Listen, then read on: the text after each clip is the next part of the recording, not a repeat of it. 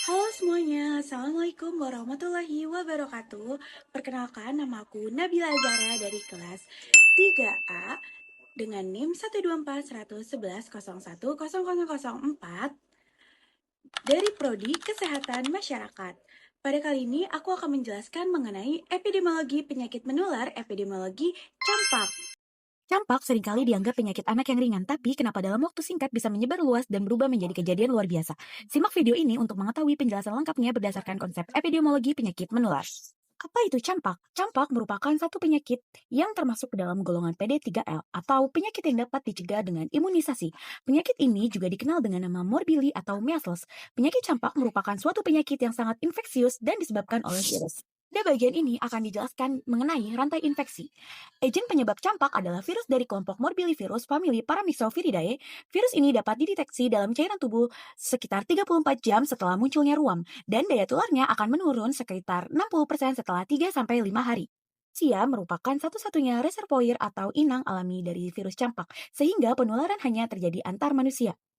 Virus campak keluar dari tubuh penderita melalui droplet yang berasal dari hidung dan mulut, terutama saat batuk, bersin, atau berbicara. Transmisi penularan campak terjadi melalui udara, di mana droplet yang mengandung virus dapat terhirup oleh orang lain sehingga menyebabkan infeksi. Portal of entry dari virus campak adalah masuk ke dalam tubuh manusia melalui sistem pernapasan, yaitu saat seseorang menghirup udara yang telah terkontaminasi virus campak. Dan yang terakhir adalah susceptible host, di mana individu yang rentan tertular campak adalah mereka yang belum menerima imunisasi campak, mengalami kekurangan gizi, atau memiliki sistem kekebalan tubuh yang lemah. Beberapa faktor risiko kejadian campak meliputi status imunisasi yang tidak lengkap, status gizi yang buruk, riwayat kontak dengan penderita, rendahnya pengetahuan ibu, serta kepadatan hunian. Balita yang tidak mendapatkan imunisasi lengkap memiliki risiko lebih tinggi tertular campak. Gizi buruk dapat memperparah kondisi campak melalui komplikasi seperti pneumonia dan diare, sedangkan lingkungan rumah yang padat dan ventilasi buruk juga meningkatkan risiko penularan. Menurut konsep ekoepidemiologi, kejadian campak dipengaruhi oleh interaksi antara agent, host, dan environment. Agent berupa virus campak yang sangat menular, host adalah manusia, terutama anak-anak yang belum diimunisasi atau belum mendapatkan imunisasi lengkap, sedangkan lingkungannya adalah meliputi kondisi rumah yang padat, ventilasi buruk, dan rendahnya cakupan imunisasi. Masa inkubasi campak berkisar antara 8 hingga 12 hari, dengan rata-rata sekitar 10 hari sejak paparan virus hingga munculnya gejala awal. Gambaran klinis dari penyakit campak dibagi menjadi 3 tahap. Yang pertama ada tahap prodromal, yang dimana tahap ini berlangsung selama 2 hingga 4 hari sebelum munculnya ruam. Penderita biasanya mengalami demam tinggi, batuk kering, rasa lemah, penurunan nafsu makan, serta munculnya bintik koplik di bagian dalam pipi. Kedua, ada tahap eksantema. Pada tahap eksantema, ruam campak mulai muncul dari wajah sekitar telinga dan garis rambut, kemudian menyebar ke seluruh tubuh. Ruam berbentuk makulopopular dan disertai dengan demam tinggi yang menetap. Dan tahap yang terakhir atau tahap resolusi. Pada tahap resolusi, ruam mulai memudar dari bagian atas ke bawah tubuh. Kondisi klinis penderita akan membaik dalam waktu sekitar 48 jam setelah penyakit ruam. Dan setelah sembuh, penderita umumnya memiliki kekebalan seumur hidup terhadap campak.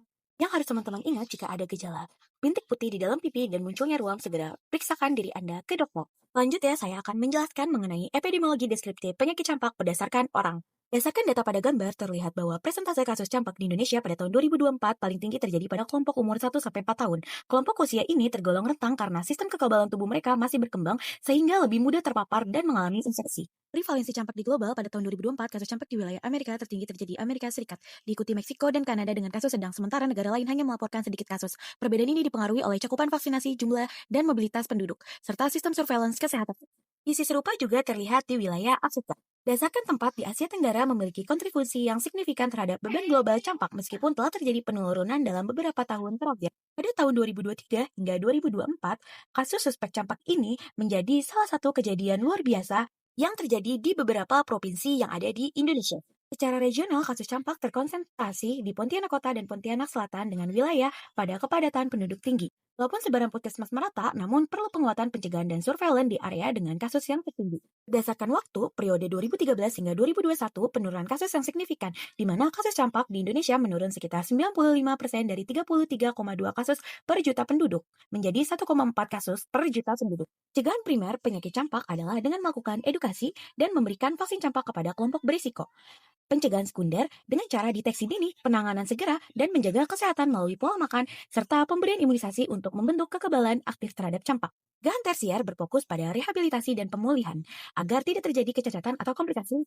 Ikut sumber-sumber informasi yang saya gunakan dalam penjelasan campak pada hari ini.